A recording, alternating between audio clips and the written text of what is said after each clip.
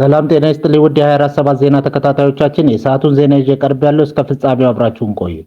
የምንለቃቸው መረጃዎች እንዲደርሳችሁ ላይክ፣ ሼር እና ሰብስክራይብ ማድረጋችሁ እንዳትረሱ በማለት ወደ ዜናው አለፍኩ።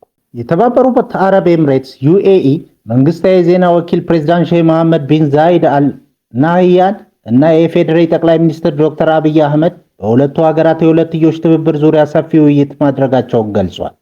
ጠቅላይ ሚኒስትር ዶክተር አብይ አህመድ ከፕሬዝዳንቱ ጋር በነበራቸው ቆይታ በተለይም በኢኮኖሚ፣ በንግድ፣ በልማት ዘርፎች ላይ ትኩረት አድርገው መክረዋል።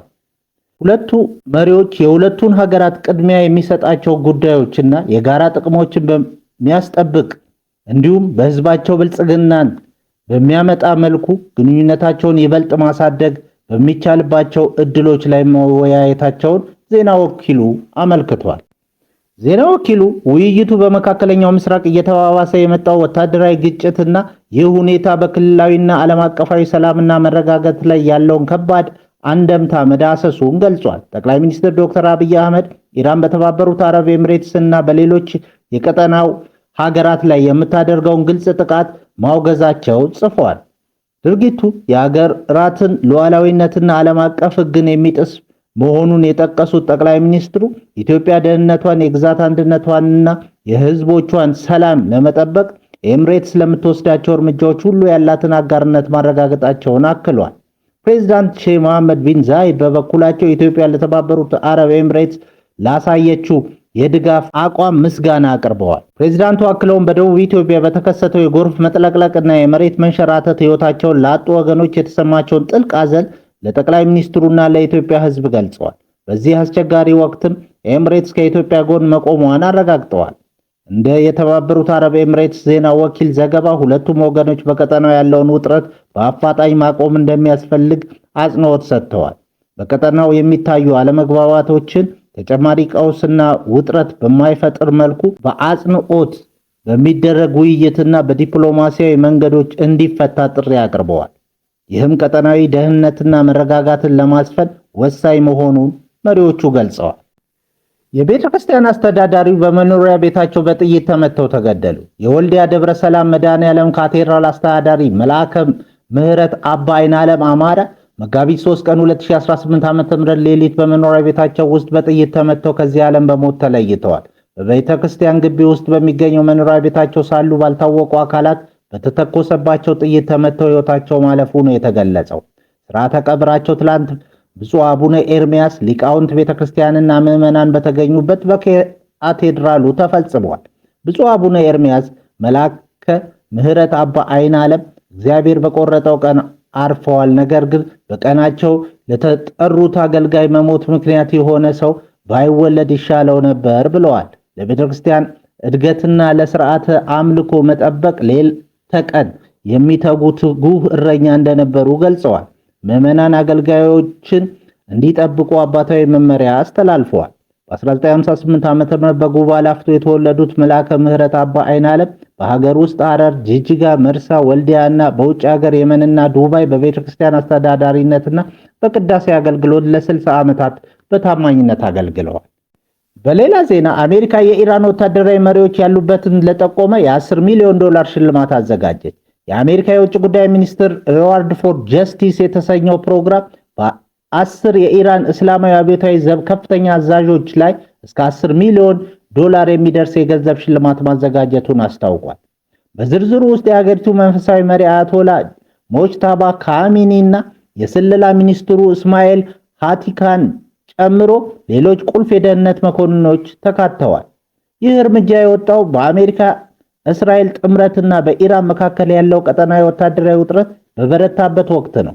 ሚኒስትሩ መረጃ አቀባዮች ጥቆማቸውን በሚስጥራዊ መስመሮች እንዲልኩ የጋበዘ ሲሆን ለጥቆማ ሰጪዎች የገንዘብ ሽልማት ከመስጠት ባለፈ የመኖሪያ ቦታን ወደ ሌላ ሀገር የመቀየር ጥበቃ እንደሚያደርግላቸውም ቃል ገብቷል። ጥቆማው በዋናነት የአብዮታዊ ዘቡን መዋቅር ለማዳከም ያለመ ነው ተብሏል። ኢራን በቴል አቪቭ ላይ መጠነ ሰፊ የሚሳኤል ጥቃት ሰነዘረች። በመካከለኛው ምስራቅ ያለው ውጥረት እያገረሸ መጥቶ ኢራን በትላንትናው ዕለት ወደ እስራኤል ዋና ከተማ ቴል አቪቭ እና ኢየሩሳሌም ያነጣጠረ መጠነ ሰፊ የሚሳኤል ጥቃት ሰንዝራለች።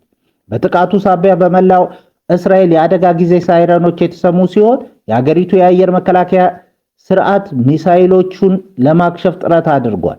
በቴል አቪቭ እና አካባቢ በሚገኙ መኖሪያ ቤቶች ላይ የእሳት ቃጠሎና የፍርስራሽ ውድቀት አደጋ የደረሰ ቢሆንም እስካሁን በሰው ሕይወት ላይ የደረሰ ጉዳት የለም። ይሁን እንጂ ጦርነቱ ከተጀመረ አንስቶ እስካሁን 12 ሰዎች በእስራኤል ተገድለዋል። በአሁኑ ወቅት አሜሪካ 2500 ተጨማሪ የባህር ኃይል ወታደሮችን እና የጦር መርከቦችን ወደ ቀጠናው በመላክ ላይ ትገኛለች።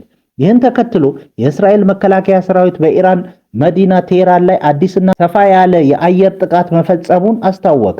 በዛሬው ዕለት በተሰነዘረው በዚሁ ጥቃት በከተማዋ የተለያዩ ስፍራዎች ከፍተኛ ፍንዳታዎች የተሰሙ ሲሆን የጭስ ደመናም በሰማይ ላይ በጉልህ እየታየ መሆኑ ተገልጿል።